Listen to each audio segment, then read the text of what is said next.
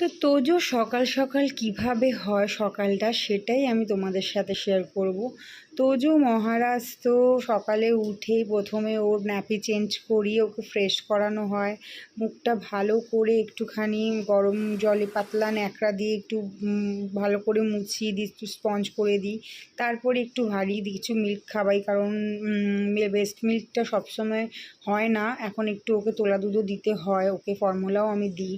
তো তারপরে ওকে খাওয়ানো হয়, খাওয়ানোর পরে তারপরে মহারাজ একটুখানি ঠাকুমা দাদান এদের সাথে একটুখানি মাস্তি করে, খেলে দেলে, খেলা টেলার পরে ভালো করে স্নান টান করিয়ে তারপরে মহারাজ একদম ঘুমোতে যায়। তারপরে আমি একটু ভীষণভাবে ফ্রি হই, যতক্ষণ না ঘুমোতে হয় না, তো সকাল থেকে এইগুলো ও রুটিন চলে।